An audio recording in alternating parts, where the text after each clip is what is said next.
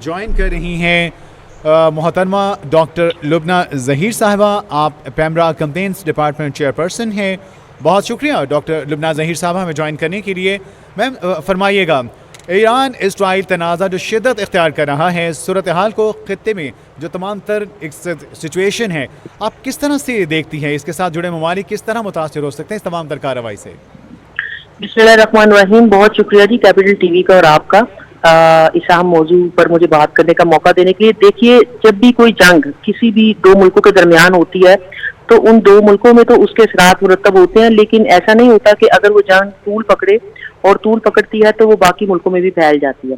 تو ایران اور اسرائیل کی جو جنگ ہے, آپ دیکھیے کہ اس کے اثرات بھی ان دونوں ملکوں سے نکل کے دوسرے ملکوں تک بھی پہنچیں گے. اور ابھی بھی ہم سنتے ہیں کہ لبنان, شام, عراق, یمن جیسے جو ممالک ہیں وہاں پہ جو ایران کے حمایت یافتہ گروہ پائے جاتے ہیں وہ بھی اسرائیل پہ کچھ نہ کچھ اس کی ایکٹیویٹیز چل رہی ہیں, اور اسرائیل کی جانب سے بھی ایران کی جو حمایت یافتہ گروہ ہیں یا جگہ ہیں ان پہ حملے ہو رہے ہیں. اس کا مطلب یہ ہے کہ یہ جو جنگ ہے یہ ان دو ملکوں تک بالکل بھی محدود نہیں رہے گی.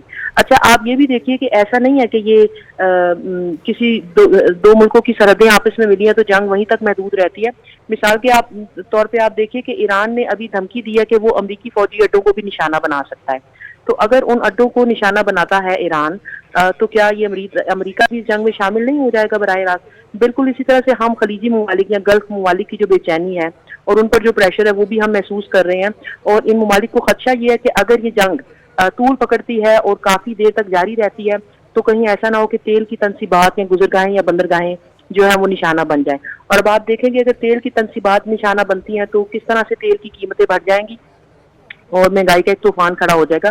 اور ہم سب کو بہت اچھی طرح سے معلوم ہے کہ وہ جسے ہم اسٹریٹ آف ہارمز کہتے ہیں, وہ جو اتنی امپورٹنٹ اسٹریٹجک گزرگاہ ہے جہاں سے دنیا کا 20% تیل جو ہے وہ عالمی منڈیوں تک پہنچتا ہے, اگر اور یہ جو گزرگاہ یہ ایران کے قبضے میں ہے اور ایران کی زد میں ہے, اور اگر یہ چوک ہو جاتی ہے اور یہ بند ہو جاتی ہے تو آپ اندازہ کیجئے کہ دنیا میں 20% جو تیل ہے اس کی سپلائی رک جائے گی.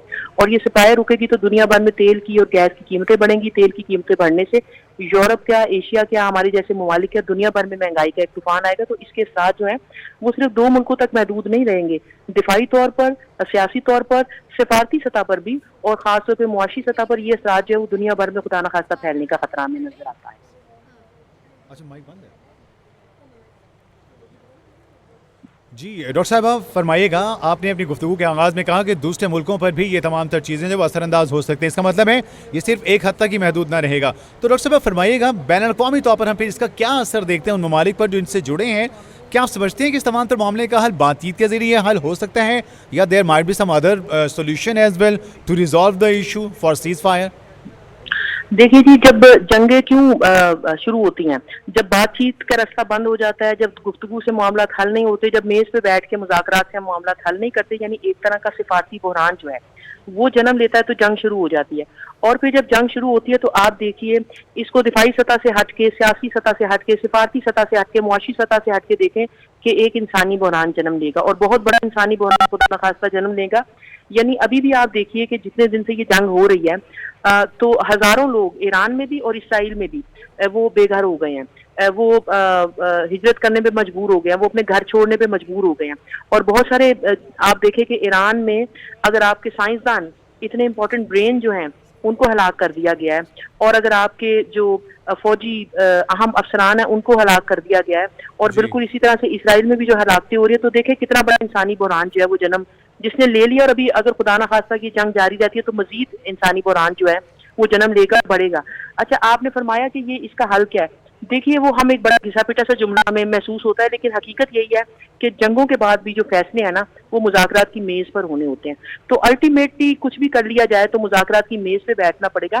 ہمارے ہاں یونائٹڈ نیشنز کو ہم جو بھی کہہ دیں, لیکن اقوام متحدہ جیسے ادارے کو انٹرفیئر کرنا پڑے گا. امریکہ کو ہم جو بھی کہہ لیں, لیکن امریکہ کی انفلوئنس ہے اسرائیل پہ, اس کو انٹرفیئر کرنا پڑے گا, اور یہ انٹرفیئر کرے گا تو یہ جنگ رکے گی. بالکل اسی طرح سے بہت سارے ایسے طاقتور خلیجی ممالک ہیں جن کا انفلوئنس ہے, اور جو ان دونوں ممالک کے مابین ماضی میں بھی کچھ نہ کچھ سفارتی معاملات طے کرواتے رہے, تو ان ممالک کی انٹرفیئرنس ہوگی تو تبھی یہ جنگ رک سکتی ہے, اور اس جنگ کو رکنا چاہیے. اس کی وجہ یہ ہے کہ کسی بھی ملک کے ساتھ جنگ کریں, اور جنگ جن بھی ممالک کے درمیان ہوتی ہے اس کے اثرات جو ہے وہ ارد گرد کے ممالک پر ضرور پڑھتے ہیں. اور دوسری بات یہ کہ جنگ اگر کوئی ملک جیت بھی جاتا ہے نا تو اس جیت میں بھی بہت زیادہ کوئی فتح والی بات اس وجہ سے نہیں ہوتی کہ انسانوں کی جانیں جاتی ہیں, انسان بے گھر ہو جاتے ہیں, ملکوں کا معاشی طور پر بہت زیادہ نقصان ہوتا ہے, یعنی جیتنے والے ملک کا بھی. تو اصولی طور پہ تو ایسی جنگوں کو رکنا چاہیے اور مذاکرات کی میز پہ بیٹھ کے معاملات کو حل ہونا چاہیے.